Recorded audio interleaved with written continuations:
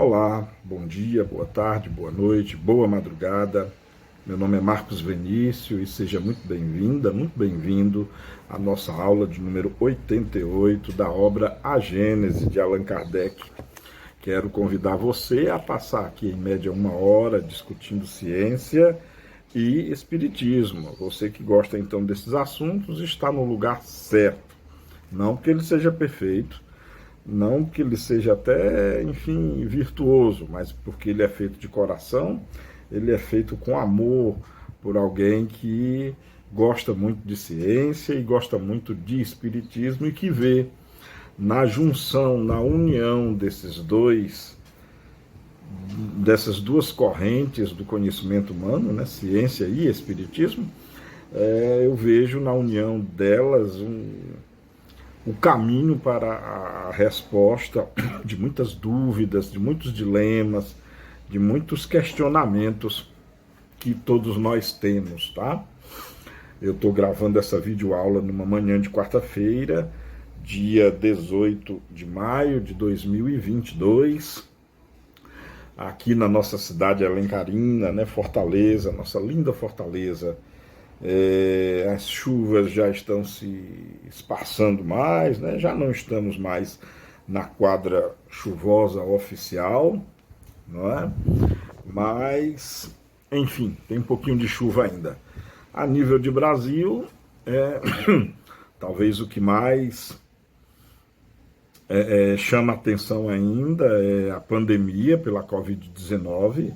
Na verdade, muitas e muitas pessoas agem como se a pandemia tivesse acabado, mas não está. Se você estiver acompanhando aí os números, nós já passamos das 665 mil vidas. Já ainda estão morrendo mais de uma centena de brasileiras e brasileiros todos os dias. E isso, embora o nosso país tenha dimensões continentais, mas é um número muito alto ainda. Enfim, eu estou dizendo tudo isso, não é para alarmar você, não é para fazer campanha do que quer que seja, não. É tão somente para dizer para você que está me vendo e me ouvindo, tenha cuidado, cuide-se, é só esse o meu propósito. Eu quero ver você que está me ouvindo aí agora e me vendo. Eu quero vê-lo e vê-la, ouvi-lo e ouvi-la com saúde, sem você precisar de atendimento médico, sem estar sofrendo. Então, tome cuidado, continue usando a máscara de maneira correta, né? Não é para cobrir o queixo, não, é para cobrir o nariz e a boca. Continue usando a máscara, mesmo não sendo obrigatório em todos os lugares, mas o que é bom vem da consciência, não vem de lei humana, não, tá? Use a máscara, porque isso é bom. A máscara nos protege de muitas doenças respiratórias. E não vamos esquecer que nesse período em que eu estou falando, nós estamos sendo assolados por pandemia de chikungunya, de dengue. Então, o uso da máscara tende a nos proteger de diversas situações. Tá legal? Antes que eu me esqueça, inscreva-se no canal, como eu tenho dito, isso é muito importante. Deixe o seu gostei também, é muito importante, mas de novo, se ao final desse vídeo, ou mesmo antes de terminar, você não tiver gostado, não tem problema, troque o gostei pelo não gostei, não tem problema nenhum. Aperte a sineta, né, o sininho, para você ficar sempre informado de novos vídeos, né? Já vivo dizendo também, espero que você esteja acompanhando. No canal tem muitos outros vídeos também, não são só esses. Tem Palavras de Vida Eterna com meu amigo Neto, tem o Estudo do Apocalipse com meu amigo Ramon, tem o Mestre Alcides, sempre com um tema evangélico doutrinário, muitos outros convidados também com temas interessantes, tem palestras com conteúdo do evangélico, científico, enfim, tem um manancial de conhecimentos aí na nossa página do YouTube. Vá lá, visita, é só chegar no YouTube, acesse a plataforma YouTube e lá você digita lá no browser, né, de busca, Centro Espírita Lar dos Humildes, aí você vai ter esse manancial de conhecimento, tá certo? Divulgue também, nós pedimos, divulgue esses vídeos para sua rede de relacionamentos, tá? Mas isso, claro, somente se você quiser, tá legal? Bom, mais uma vez, meu nome é Marcos Venício e agora, sem mais delongas, vamos dar início à nossa videoaula de número 88. Nós estamos no capítulo 17, que fala das predições do Evangelho, e já vamos entrar aqui no item 31, que versa sobre o subtema um só rebanho e um só pastor. No item 31, Kardec, como tem feito, já destaca direto do livro bíblico, né, do livro de São João, onde o codificador transcreve a seguinte passagem: tenho ainda outras ovelhas que não são deste aprisco. É preciso que também a essas eu conduza. Elas escutarão a minha voz, e haverá um só rebanho e um único pastor. Esse texto, de certa forma até um pouco enigmático, ele consta em São João, no seu capítulo 10, versículo 16. E aí, Kardec, já apreciando e comentando essa passagem, Kardec, no item 32, aqui de A Gênese, ele já nos comenta o seguinte: por essas palavras, Jesus claramente anuncia que os homens um dia se unirão por uma crença única, mas como poderá efetuar-se essa união? Difícil parecerá isso, tendo-se em vista as diferenças que existem entre as religiões, o antagonismo que elas alimentam entre seus adeptos, a obstinação que manifestam em se acreditarem na posse exclusiva da verdade.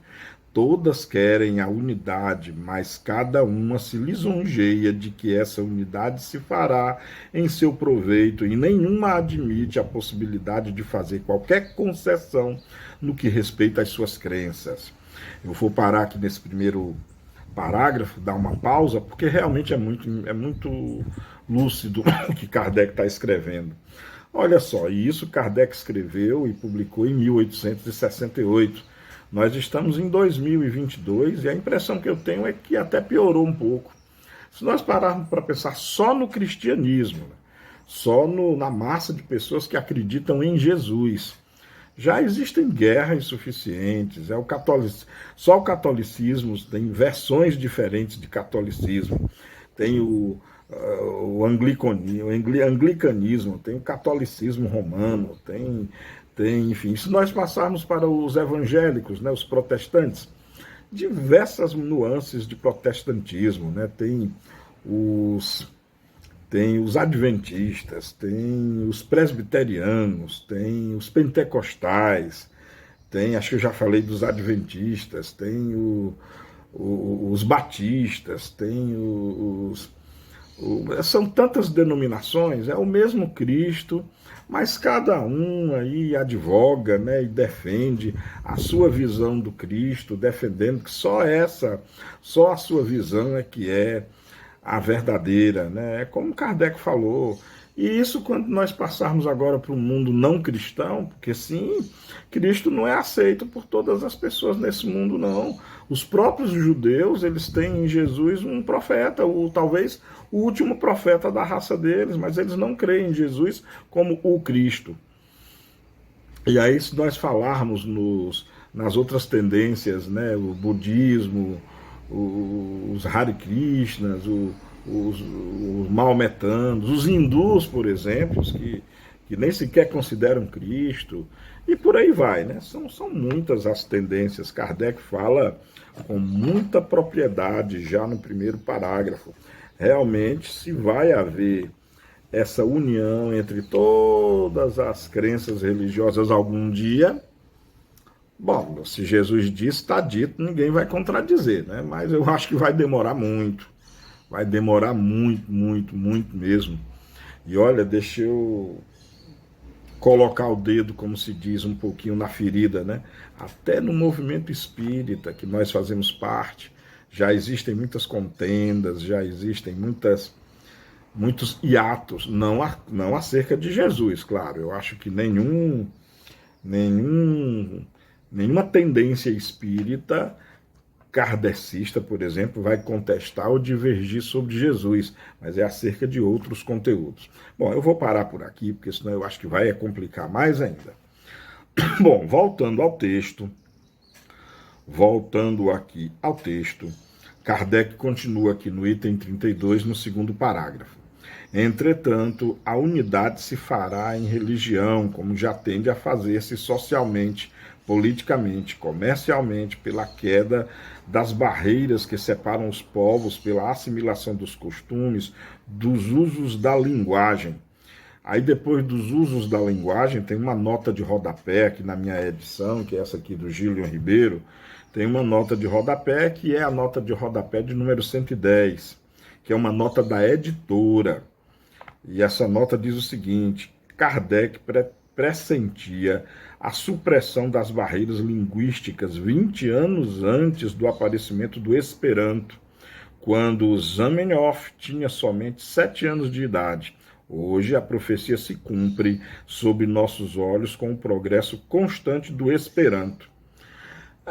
Pois é, né? Eu não acho que seja assim, não. Eu não vejo ninguém falando Esperanto por aí, não, mas inglês e castelhano, tá? Então, e todo mundo sabe que o que se tornou a língua universal foi o inglês mesmo. O inglês é que se tornou, é ele que está na informática, é o inglês que está nas tecnologias, é o inglês que está na medicina, que está na ciência, que está na tecnologia, na engenharia. Hoje, inclusive, você que está me ouvindo e me vendo sabe, saber falar inglês e escrever inglês fluentemente já é porta aberta para você concorrer, não é ter o emprego garantido não, mas concorrer a vagas no mercado de trabalho. Eu não vejo ninguém exigir Esperanto de ninguém, não. Esperanto foi uma proposta realmente muito interessante, que surgiu muitos anos atrás, mas acabou não vingando não, tá? Acabou não vingando não. O inglês, para o bem ou para o mal, é que se tornou a língua universal, enfim, nas provas do Enem tem inglês e espanhol, não tem Esperanto não. Então, quando você vê, eu não vi emprego nenhum ainda, edital nenhum de concurso ou para vaga de emprego pedindo Esperanto não. Eu vejo pedindo saber inglês, espanhol, às vezes italiano, já vi até alemão, e claro, coreano, né? Saber coreano hoje em dia parece que vale a pena, porque comercialmente, tecnologicamente, a Coreia, principalmente a do Sul, está realmente preponderando no mundo todo, e até mandarim, né? Porque os chineses estão emergindo aí, talvez até antes de chegar ao final dessa década. Não sou eu que estou dizendo, são os grandes economistas que eu tenho acompanhado. Eles têm dito que antes de terminar essa década, muito provavelmente a China será a maior potência econômica do mundo. E aí, quem souber mandarim, né, que é o idioma oficial de lá, eu acho também que é, quem souber esse idioma vai se dar bem ou vai ter aí a perspectiva de bons empregos também. Mas, enfim, essa nota aqui é uma nota do passado, né? Mas veja aí o que você acha sobre isso. Deixa aí na aba de comentário. Você conhece Esperanto? Sabe falar em Esperanto? Escrever em Esperanto? Deixa aí o seu comentário, se apresente aí, tá bom? Bom, continuando aqui o parágrafo 2º do item 32. Os povos do mundo inteiro já confraternizam como os das províncias de um mesmo império. Pressente-se essa unidade e todos a desejam. Ela se fará pela força das coisas, porque há de tornar-se uma necessidade para que se estreitem os laços da fraternidade entre as nações. Far-se-á pelo desenvolvimento da razão humana, que se tornará apta a compreender a puerilidade de todas as dissidências, pelo progresso das ciências, a demonstrar cada dia mais os erros materiais sobre que tais dissidências assentam e a destacar pouco a pouco das suas fiadas as pedras estragadas. demolindo nas religiões o que é obra dos homens e fruto de sua ignorância, todas leis da natureza, a ciência não poderá destruir, apesar da opinião de alguns, o que é obra de Deus e eterna verdade. Afastando os acessórios, ela prepara as vias para a unidade.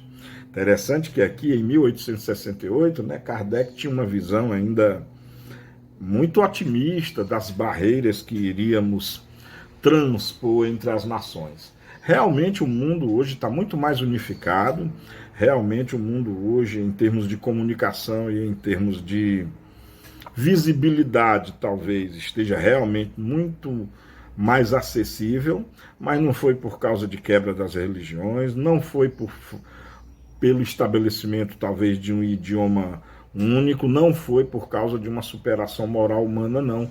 Isso deveu-se, na minha opinião, não sei se você vai concordar comigo, mas deveu-se quase que unicamente a um fator tecnologia, mais especificamente informática, a era digital, mais especificamente internet. Realmente a internet foi que mudou a humanidade, mudou mesmo. Olha só como nós nos comunicamos hoje. Eu sou da época ainda, Tenho 52 anos, fiz antes de ontem, no dia 16 de maio. Para você que está ouvindo agora, já vai ter passado 1 semana e 2 dias. Mas eu completei 52 anos no dia 16 de maio, e eu sou da época em que, quando eu era jovenzinho, rapaz, eu escrevia carta. Acho que muitos jovens de hoje nunca tiveram o prazer de escrever uma carta para alguém. Realmente era aquela coisa, você escrevia uma carta, tinha que ir no correio, colocar a carta, comprar o selo. Era apaixonante, era muito gostoso. Hoje, vide WhatsApp, basta dizer isso, WhatsApp. Você comunica-se instantaneamente com qualquer pessoa no mundo inteiro. Vide aí as plataformas WhatsApp, YouTube, Facebook, Twitter, Instagram. Então, realmente, esses homens como partindo dos mais conhecidos, que é o da Microsoft lá, como é o nome do dono lá da Bill Gates, o Bill Gates da Microsoft, o rapaz lá da Apple também, que já desencarnou, e outras personagens menos conhecidas, mas que fizeram a diferença, o Steve Jobs, que eu acabei de citar, aliás, não citei a empresa dele, a Apple, O Steve Jobs conseguiu o que ele conseguiu graças ao gênio intelectual e de engenharia, de software, de hardware, o Wozniak.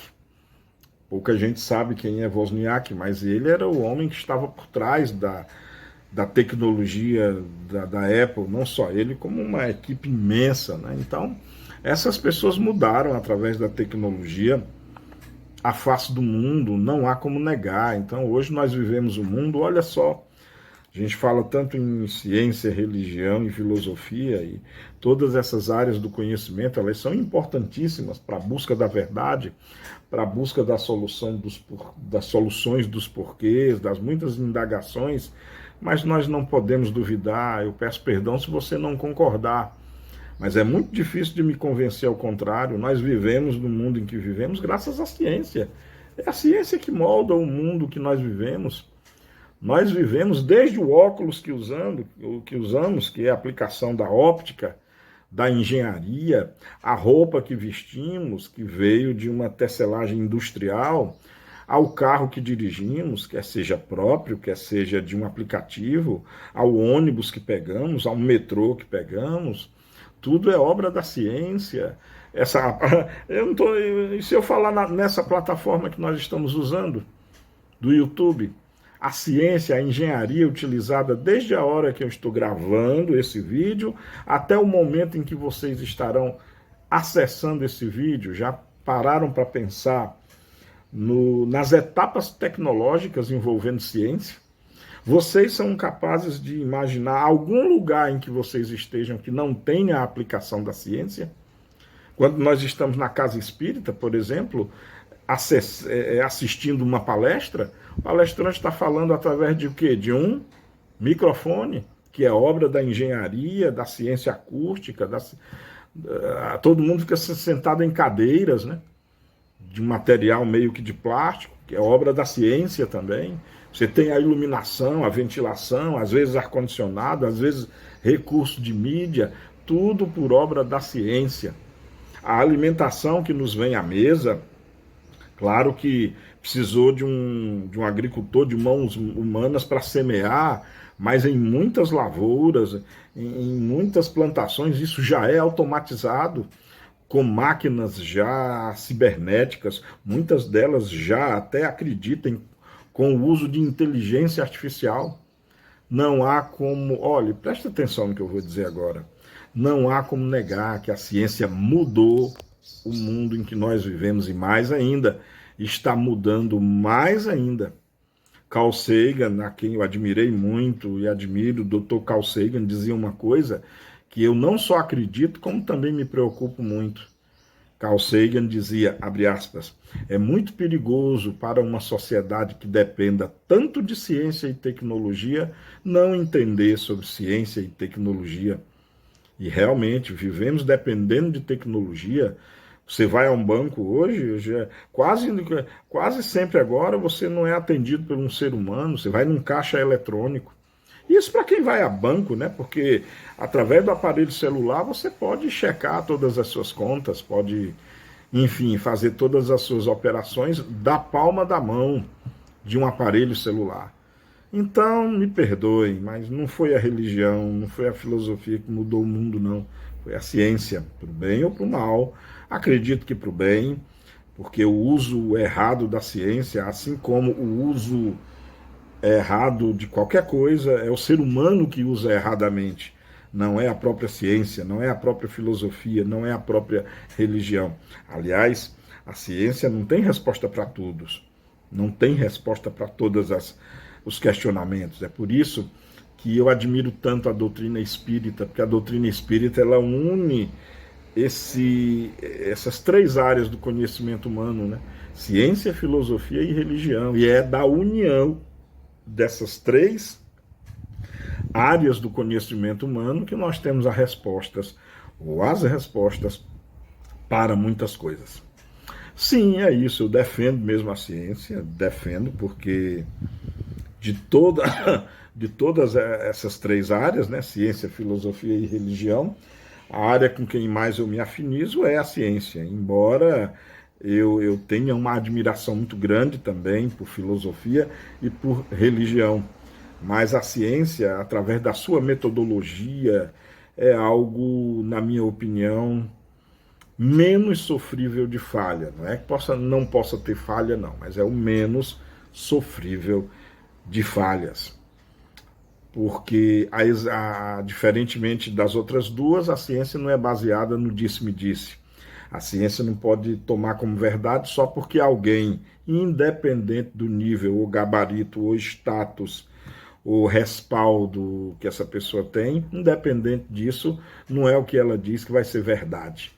O que ela diz, seja quem for, independente do prestígio que ela tem, o que ela diz, pela metodologia da ciência, deve ser submetido ao cadinho da razão, da lógica, da experimentação, da comprovação, da busca de fatos que atestem e que corroborem com aquilo que seja quem for esteja dizendo. É muito diferente aí do que às vezes religião e filosofia. Basta uma pessoa dizer alguma coisa e se ela tiver muito prestígio, já se atesta como verdade. A ciência não trabalha dessa forma. É por isso que das três, para mim, a ciência é a mais confiável. É a mais confiável, mas que sim, ela sozinha é manca e talvez cega. Como Einstein disse certa vez, eu acho muito consciente essa visão do Einstein sobre ciência e religião, quando ele dizia a religião sem ciência é manca e a ciência sem religião é cega. Eu acredito ipsis literi nisso. Bom, dando, desculpa, dando continuidade ainda aqui ao item 32, que é bem longo, eu estou aqui no primeiro, segundo, terceiro parágrafo, né? E aí Kardec escreve o seguinte: a fim de chegarem a essa unidade, né, que Kardec fala, as religiões terão que encontrar-se num terreno neutro, se bem que comum a todas. Para isso, todas terão que fazer concessões e sacrifícios mais ou menos importantes, conformemente à multiplicidade dos seus dogmas particulares. E isso não foi conseguido até os dias de hoje, né? Kardec tinha esse sonho maravilhoso, isso aqui em 1868, estamos em 2022 e não há absolutamente essa unidade. Eu lembro agora do Papa, do Karol Wojtyła, João Paulo II, lembram? Ele foi o Papa que começou a falar em ecumenismo, né? Ou seja, a união entre as religiões. Mas aí depois dele, acho que entrou, foi o Bento XVI, né? Morreu os papas sobre ecumenismo, né? E aí o Bento XVI renunciou, em lugar dele está agora o Papa Francisco, que também nos moldes do João Paulo II, ele também fala bastante sobre ecumenismo. Mas ainda está só na palavra, não por culpa dele, tá? Falta muita boa vontade por parte dos nossos irmãos de outras crenças religiosas. O que nós vemos hoje em dia é um embate quase a nível de combate entre as crenças religiosas. E olha que eu estou falando do mundo cristão. É o mesmo Deus, é o mesmo Jesus. No entanto, cada um acha que a interpretação e ou o entendimento sobre Deus e Jesus é somente a sua postura. Bom, continuando aqui. Mas, em virtude do processo de imutabilidade que todas professam, a iniciativa das concessões não poderá partir do campo oficial. Em lugar de tomarem no alto o ponto de partida, tomá-lo-ão embaixo por iniciativa individual. Desde algum tempo, um movimento se vem operando de descentralização, tendente a adquirir irresistível força. O princípio da imutabilidade, que as religiões hão sempre considerado uma égide conservadora, tornar-se-á elemento de destruição, dado que imobilizando-se ao passo que a sociedade caminha para a frente, os cultos serão ultrapassados e depois absorvidos pela corrente das ideias de progressão. É muito bonita essa visão do Allan Kardec, é muito lúdica, é um pensamento assim construtivista e realmente de um idealista.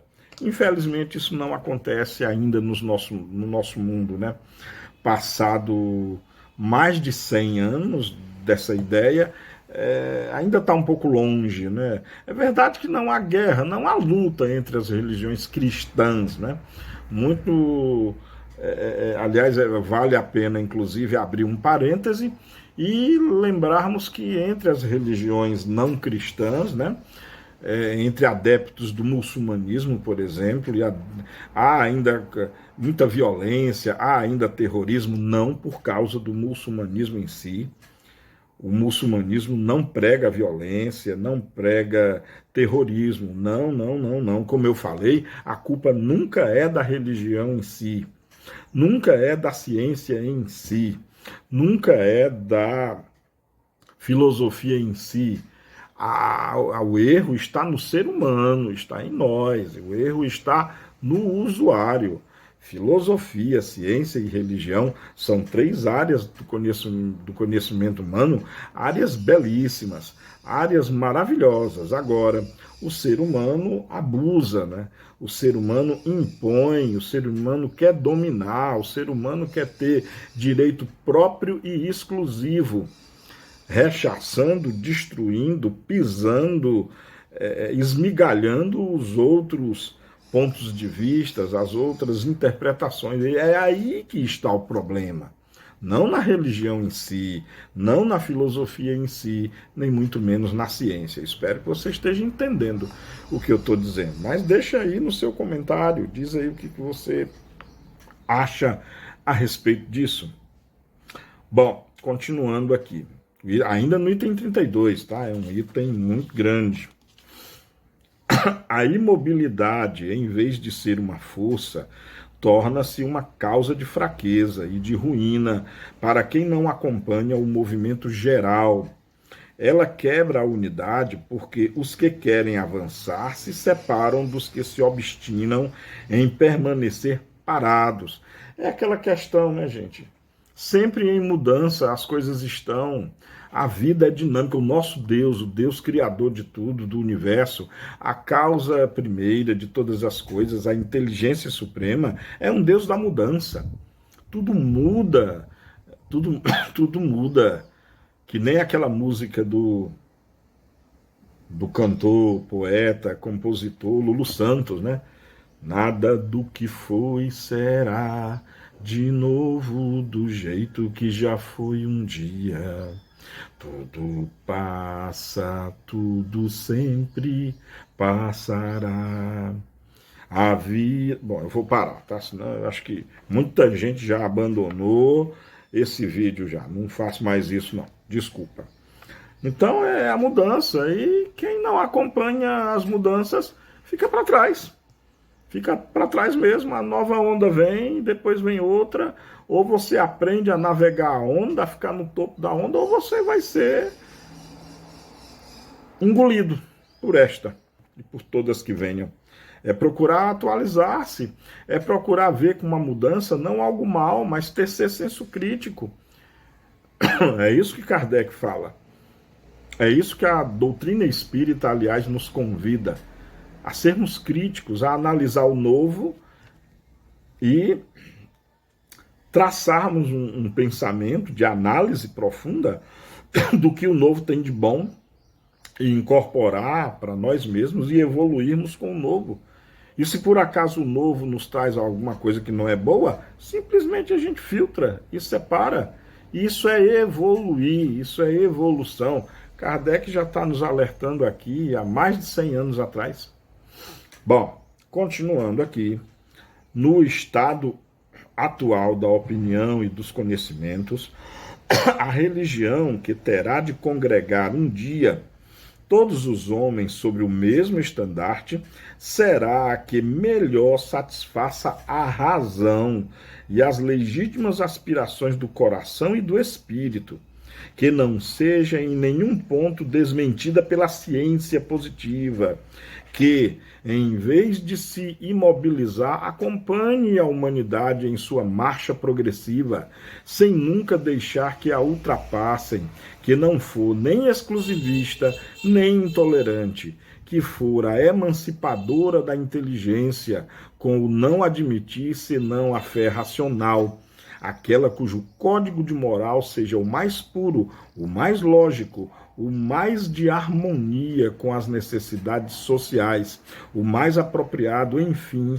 a fundar na terra o reinado do bem pela prática da caridade e da fraternidade universais. Eis as características da religião do futuro. Eis as características que uma religião realmente feita para o ser humano, com o objetivo de elevar a alma humana, terá que ter essas características muito importantes. Eu estou até sublinhando aqui, que coisa maravilhosa, né? Kardec tece aqui quais as características da religião do futuro, ou seja, a religião que possa congregar todos os seres humanos. Observe o que ele fala da ciência. Ou seja, uma religião que tem que adotar a fé, mas a fé raciocinada. Não a fé no misticismo, no mito, não a fé no que qualquer bobalhão diz e aí passa a ser verdade. Não a fé no que qualquer um, sem propriedade nenhuma para dizer o que diz e passa a ser verdade. Não. Aqui Kardec diz que essa nova religião tem que se andar paralelamente à ciência positiva. Ciência positiva é a ciência ordinária, a ciência acadêmica, né? A física, a química, biologia, a astronomia, a astrofísica, física quântica, sim, física quântica é uma ciência positiva, não é uma ciência espiritualista, não. Como muitos querem aí forçar a barra e mistificar até a física quântica. Física quântica é uma ciência positiva, que gera tecnologia, que gera conhecimento. Aliás, o computador que você está utilizando, o aparelho celular que você está utilizando, o tablet que você está utilizando, essa tecnologia que nós estamos utilizando para nos comunicar, ela seria impossível sem a física quântica. E olha que lucidez Kardec nos fala. Com que lucidez Kardec nos revela as características dessa nova religião, com menos culto, menos adoração, menos liturgia e mais razão, mais raciocínio, mais trabalho no bem, mais caridade, mais amor, que na minha opinião nada mais é do que trabalho no bem em prol de todos. Olha só, olha, aconselho você a ler esse parágrafo mesmo. Olha só, eu vou reler aqui, ó. A melhor religião será a que melhor satisfaça a razão e as legítimas aspirações do coração e do espírito, que não seja em nenhum ponto desmentida pela ciência positiva, que em vez de se imobilizar, acompanhe a humanidade em sua marcha progressiva, sem nunca deixar que a ultrapassem, que não for nem exclusivista, nem intolerante, que for a emancipadora da inteligência. Olha só. Eu não sei se vocês percebem, estou brincando, eu sei que vocês percebem que a doutrina espírita, pelo menos no seu arcabouço filosófico, traz essas características. Quanto à ciência, todos vocês sabem que certa vez Kardec escreveu: se em algum ponto a ciência provar que nós estamos errados, o espiritismo, acompanhe a ciência, fique com a opinião da ciência e abandone a ideia espírita. Kardec escreveu isso. E até hoje a ciência não conseguiu, não que seja o objetivo da ciência, pois de fato não o é, mas até hoje a ciência positiva jamais provou que algum fenômeno espírita seja inconsistente ou inexistente. Então, eu vejo com muita clareza, tá? Eu vejo com uma clareza cristalina que pelo menos até hoje, pode ser que amanhã apareça uma outra, mas até hoje a filosofia espírita, bem como a ciência espírita, pode gerar essa religião. Poderia gerar essa religião. Eu acho que o espiritismo atrai e junta todas essas características dessa religião perfeita para os anseios do coração humano, utilizando as palavras do próprio codificador. Bom, no último parágrafo, ainda do item 32, Kardec escreve o seguinte: o que alimenta o antagonismo entre as religiões é a ideia generalizada por todas elas de que cada uma tem o seu Deus particular, e a pretensão de que este é o único verdadeiro e o mais poderoso, em luta constante com os deuses dos outros cultos e ocupado em lhes abater a influência. Quando elas se houverem convencido de que só existe um Deus no universo e que, em definitiva, ele é o mesmo que elas adoram sob os nomes de Jeová, Alá ou Deus, quando se puserem de acordo sobre os atributos essenciais da divindade, compreenderão que, sendo um único o ser, uma única tem que ser a vontade suprema. Estender-se-ão as mãos umas às outras, como os servidores de um mesmo mestre e os filhos de um mesmo pai. E assim, grande passo terão dado para a unidade. Outra verdade inconteste, né? A figura de Deus, que na verdade poucos sabemos, na verdade, na minha opinião, a grande maioria das pessoas ainda enxergam um Deus mitológico, ainda enxergam um Deus muito caricato, um Deus muito particular, um Deus balcão de pedidos, né? Parece que Deus só serve para estar atendendo nossos pedidos. Deus me concede isso, Deus me concede aquilo, Deus me arranja uma namorada, Deus me arranja um emprego, Deus me arranja dinheiro, Deus me arranja saúde, Deus me concede paciência, Deus me faz isso, Deus me faz aquilo. É ou não é? Parece que Deus é um balcão de pedido, né? Que existe, parece, só para atender as nossas queixas e aos nossos pedidos. Olha como nós temos ainda, todos nós, eu estou falando de mim mesmo também. Olha como temos uma visão ainda mesquinha e muito pequena e extremamente longe da verdade sobre o que é Deus, né? O Criador do universo, o Senhor das galáxias, o Senhor, aliás, do universo. E se houver talvez um multiverso, né? O Senhor dos multiversos, pois só existe um Deus no universo, vamos imaginar assim, tá? Para não complicar as coisas.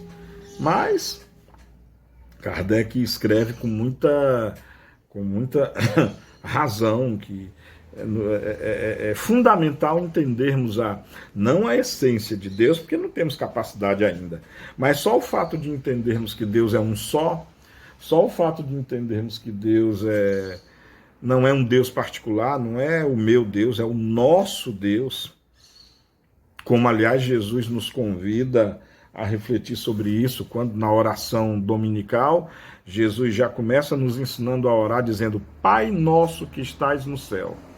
Não é meu Pai que está no céu, é Pai nosso. Ou seja, é um Deus não só meu, é o seu Deus também, é o seu Deus, é o Deus de todos nós.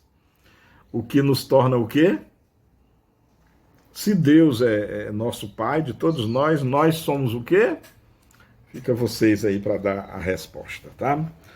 Bom, vamos entrar agora no item 33. A propósito, usem a aba de comentário aí, deixem nos comentários o que vocês acham a esse respeito, tá? Bom, vamos comentar agora, Kardec, aliás, comenta agora no item 33 e 34, o que ele descreve aqui como o advento de Elias, né?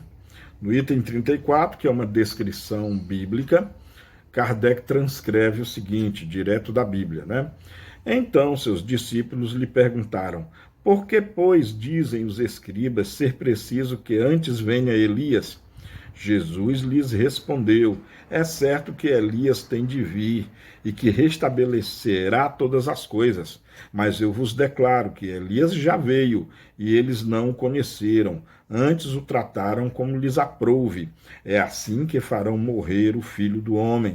Então seus discípulos compreenderam que era de João Batista que ele lhes falara. São Mateus, capítulo 17, versículos de 10 a 13. E aqui interessante, né? Porque Jesus deixa aqui claramente que Elias foi João Batista foi a reencarnação de Elias, né? Fica muito claro. Olha o que Kardec explica aqui no item 34, que aliás está lá no Evangelho segundo o Espiritismo também, no capítulo 4, número 10. Kardec explica o seguinte, Elias já voltara na pessoa de João Batista. Seu novo advento é anunciado de modo explícito. Ora, como ele não pode voltar, senão tomando um novo corpo, aí temos a consagração formal do princípio da pluralidade das existências. Realmente, esse pequenino diálogo entre Jesus e os apóstolos, nesse pequenino diálogo, realmente Jesus Cristo atesta e confirma cabalmente, incontestavelmente, a pluralidade das existências. Princípio fundamental, basilar da doutrina espírita, pluralidade das existências, ou no nome por qual mais é conhecido, reencarnação. Tá? Jesus aqui apontando claramente, lá tá, todo mundo pode ir lá em São Mateus, na Bíblia, no capítulo 17, itens de 10 a 13, Jesus afirmando, não com o nome reencarnação, claro, mas deixando bem claro que João Batista foi o reaparecimento de Elias, ou seja, a reencarnação de Elias na Terra. Bom, Agora vamos para o item 35, onde Kardec nos fala sobre a anunciação do Consolador. Olha só, no item 35, retirado da Bíblia e do Evangelho segundo o Espiritismo também. Kardec escreve o seguinte: se me amais, guardai os meus mandamentos, e eu pedirei a meu Pai, e ele vos enviará outro Consolador, a fim de que fique eternamente convosco. O Espírito de verdade, que o mundo não pode receber, porque não o vê. Vós, porém, o conhecereis, porque permanecerá convosco e estará em vós. Mas o Consolador, que é o Espírito Santo, que meu Pai enviará em meu nome, vos ensinará todas as coisas e fará vos lembreis de tudo o que vos tenho dito. Esse texto está em São João, no capítulo 14, versículos 15 a 17 e versículo 26. E está também no Evangelho segundo o Espiritismo, no capítulo 6. Entretanto, aquela já entrando aqui no item 36, né? Entretanto, digo-vos a verdade, convém que eu me vá, porquanto se eu não me for, o Consolador não vos virá. Eu, porém, me vou e vô-lo enviarei. E quando ele vier, convencerá o mundo no que respeita ao pecado, à justiça e ao juízo. No que respeita ao pecado, por não terem acreditado em mim. No que respeita à justiça, porque não vou para meu Pai e não mais me vereis.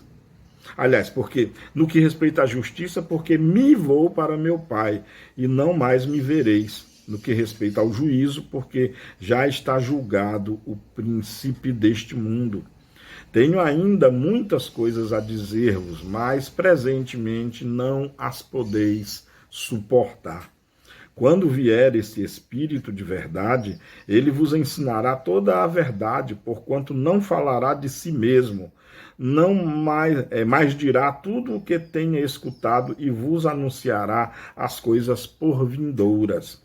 Ele me glorificará, porque receberá do que está em mim e vô-lo anunciará. Essas lindas e proféticas palavras estão contidas no Evangelho de São João, no capítulo 16, itens 7 a 14. Muito bonito mesmo essa parte, tá? Bom, e aí, lógico, né, vamos acompanhar o que Kardec, qual a interpretação de Kardec acerca de todas as coisas, né? Todos nós sabemos, nós que somos espíritas, né, que Jesus estava falando, pelo menos é no que se acredita, né? Jesus estava dizendo, ou pelo menos não sei se o termo é de comum acordo, mas foi meio que acertado que a doutrina espírita é que é esse consolador prometido, né? A doutrina espírita, tudo o que é a doutrina espírita é o consolador prometido. É muito complicado esse conceito, porque doutrina espírita não é um espírito em si. Doutrina espírita é o produto de um trabalho, como Kardec nos lembra aqui, lá na introdução, aqui mesmo de A Gênese. Lembra? Quando Kardec lembra que a doutrina espírita foi iniciada pelos espíritos, mas é uma parceria entre os espíritos desencarnados e espíritos encarnados. Então, na verdade, a doutrina espírita veio através de uma coletividade de espíritos. Então, tornar a doutrina espírita um espírito mandado por Deus, porque Jesus pediu ao meu Pai, tem coisas ainda que eu acho que precisam ser analisadas, é a minha opinião, tá? Mas respeito quem já tem certeza de que a doutrina espírita é o consolador prometido. Mas, independente disso, uma coisa eu também não vou contestar, não. A doutrina espírita ela é consoladora, sim. Com certeza, porque ela nos traz, naqueles 5 princípios básicos da doutrina espírita, ela nos traz motivo para fé no futuro, fé, inclusive, no presente. Nos traz entendimento do passado, o que nos dá a parte fundamental da tal consolação. Então, eu concordo plenamente com isso. Mas vamos lá. No item 37, Kardec escreve o seguinte: Esta predição, não há contestar, é uma das mais importantes do ponto de vista religioso, porquanto comprova, sem a possibilidade do menor equívoco, que Jesus não disse tudo o que tinha a dizer, pela razão de que não o teriam compreendido, nem mesmo seus apóstolos, visto que a eles é que o Mestre se dirigia. Se lhes houvesse dado instruções secretas, os evangelhos fariam referência a tais instruções. Ora, desde que ele não disse tudo a seus apóstolos, os sucessores destes não terão podido saber mais do que eles com relação ao que foi dito. Ter-se-ão possivelmente enganado quanto ao sentido das palavras do Senhor, ou dado interpretação falsa aos seus pensamentos, muitas vezes velados sob a forma parabólica. As religiões que se fundaram no Evangelho não podem, pois, dizer-se possuidoras de toda a verdade, porquanto ele, Jesus, reservou para si a completação ulterior de seus ensinamentos. O princípio da imutabilidade em que elas se firmam constitui um desmentido às próprias palavras do Cristo. Realmente, um desmentido no sentido de que realmente Jesus não disse tudo textualmente. Inclusive, é muito importante esse texto lá que está em São João, capítulo 16, lá dos itens de 7 a 14. É importantíssimo do ponto de vista religioso, como Kardec atesta, porque nós vemos ali um Jesus que nos lembra, pelo menos estava lembrando lá os apóstolos dele, que o trabalho dele não foi, em termos de conteúdo, completo. Ele não pôde dizer tudo o que ele sabia, pelo fato realmente de que ele não seria entendido. E olha, aqui para nós, até os dias de hoje não se compreende muitas das coisas que Jesus disse, ou até vamos admitir que compreendemos, mas aí deixa eu perguntar uma coisa: quem de nós cumpre? Todo espírita, assim como eu, diz: Jesus é guia e modelo. Mas quem de nós o segue? Quem de nós verdadeiramente o copia? Não é verdade? Eu vejo muita hipocrisia por aí. Às vezes de mim mesmo, partindo de mim mesmo. Notando que Jesus estava certo. Estava certo há mais de 2000 anos atrás. Nós não entenderíamos na época, nem sei se entendemos 2000 anos depois. Realmente fica patente, fica claro de que ele não podia dizer tudo, se nem aquelas coisas simples, básicas, de perdão, de amor, que é trabalho para com o próximo, de perdão das ofensas, de esquecimento das ofensas, de fazer o bem. Ninguém assimilou completamente até os dias de hoje. Quem dirá certas informações, certas instruções que deveria ser dado a espíritos já com certo grau de elevação moral, coisa que não temos ainda nos dias de hoje. Desculpa, eu não tenho ainda nos dias de hoje. Complementando aqui já o item 37, o item 37 tem 2 parágrafos, né? Eu li o primeiro, o segundo diz o seguinte: sob o nome de Consolador e de Espírito de Verdade, Jesus anunciou a vinda daquele que havia de ensinar todas as coisas e de lembrar o que ele dissera. Logo, não estava completo o seu ensino, e ao demais prevê não só que ficaria esquecido, como também que seria desvirtuado o que por ele fora dito, visto que o Espírito de Verdade viria tudo lembrar, e de combinação com Elias restabelecer todas as coisas, isto é, pô-las de acordo com o verdadeiro pensamento de seus ensinos. O que é verdade é em face do que acabamos de dizer, né? Com relação à propriedade do esquecimento, eu acho que tem tudo a ver com a nossa postura em relação a uns com os outros, né? Em relação ao sentimento da mais absoluta justiça e amor ao próximo. Às vezes agimos como se sequer conhecêssemos as palavras do Mestre, não é verdade?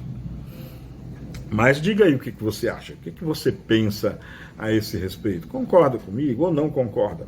Fique à vontade, esse espaço é para vocês, tá? Eu não sei se já terminando, né? Já estamos já pertinho, mas vamos ver aqui. Eu acho que dá para ver mais esse item, o item 38. Eu vou ler o item 38 do capítulo 17. Quando terá de vir esse novo revelador? É evidente que se na época em que Jesus falava, os homens não se achavam em estado de compreender as coisas que lhe estavam a dizer, não seria em alguns anos apenas que poderiam adquirir as luzes necessárias a entendê-las. Para a inteligência de certas partes do Evangelho, excluídos os preceitos morais, faziam-se mister conhecimentos que só o progresso das ciências facultaria e que tinham de ser obra do tempo e das muitas gerações. Se, portanto, o novo Messias tivesse vindo pouco tempo depois do Cristo, houvera encontrado o terreno ainda nas mesmas condições e não teria feito mais do que o mesmo Cristo. Ora, desde aquela época até os nossos dias, nenhuma grande revelação se produziu que haja completado o Evangelho e elucidado suas partes obscuras, indício seguro de que o enviado ainda não aparecera. O enviado ainda não aparecera. Olha que coisa interessante aqui, ó. Olha que coisa interessante. Nos leva a pensar, tá? Nos leva a pensar um pouquinho. Vou parar por aqui, tá? Está aqui o próprio Kardec dizendo que esse enviado não veio ainda, tá? O próprio Kardec afirmando. Calma, nós vamos terminar essa videoaula hoje numa polêmica. O movimento espírita todo afirma que é a doutrina espírita o Consolador prometido. Mas está aqui no livro A Gênese, no item 38 do capítulo 17, o próprio codificador dizendo que, e eu vou reler aqui, ó. Se, portanto, o novo Messias tivesse vindo pouco tempo depois do Cristo, houvera encontrado o terreno ainda nas mesmas condições e não teria feito mais do que o mesmo Cristo. Ora, desde aquela época até os nossos dias, claro, nossos dias para ele é 1868. Nenhuma grande revelação se produziu que haja completado o Evangelho e elucidado suas partes obscuras. Indício seguro de que o enviado ainda não apareceu. E aí? E agora? E agora? O Espiritismo é esse enviado ou não é? Olha o que o codificador escreveu. Não vamos brigar, não. Não se turbe em vosso coração. Nós vamos falar mais e vamos continuar mais esse estudo na próxima aula, tá bom? Agora terminamos, já estamos com tempo já exíguo, não vale a pena abrir um debate sobre isso, não. Só queria complementar que, é claro, depois da vinda de Jesus, 3 coisas fundamentais aconteceram no planeta Terra inteiro, antes que a doutrina espírita viesse, né? Primeiro, a Revolução Francesa, né? Que mudou mesmo as características mostrou ao mundo os sentimentos de igualité, fraternité e liberté. Acho que vocês entendem o significado dessas palavras. Depois veio o iluminismo, antes mesmo da Revolução Francesa, tivemos o iluminismo, o século das luzes, com os enciclopedistas que pegaram a ciência, o conhecimento humano científico e colocaram em forma de enciclopédia, ou seja, com acesso a todas e todas ao conhecimento científico. E o resultado dessas duas coisas veio com a Revolução Industrial, começando com a máquina a vapor. Eu acho que essa Revolução Industrial ela não teve fim ainda, ela vai ainda até os dias de hoje, porque a indústria não para de inovar. Ela começou lá na máquina a vapor, talvez até um pouco antes disso, e vem até os dias de hoje, com os chips quânticos sendo desenvolvidos nos laboratórios da IBM. Vamos falar mais sobre isso oportunamente. Mas essas coisas aconteceram antes que o Espiritismo aparecesse. E isso significa muita coisa. Vamos comentar mais sobre isso na nossa próxima videoaula. Mas então, é isso. Muito obrigado por me ouvir até agora. Meu nome é me ouvir e me ver também. Meu nome é Marcos Venício, mais uma vez seja bem-vindo e bem-vinda, inscreva-se no canal, deixe o seu gostei, mas só se você tiver gostado, claro. Se você não tiver gostado, deixe o não gostei aí. De preferência, use a aba de comentário para dizer para todos nós por que não gostei, dê a sua opinião. Olha, eu não sou o dono da verdade, as coisas que eu digo aqui são as coisas que eu acredito. Amanhã eu posso mudar, porque eu estudo, eu faço que nem Kardec, eu fico mudando, o conhecimento muda as pessoas, essa é uma característica maravilhosa do conhecimento científico, inclusive, ele vai nos mudando, porque à medida que se aprende, se muda. Tá bom? Beijo no coração, uma ótima semana para todas e todos. Amemo-nos como Jesus nos amou. Tchau.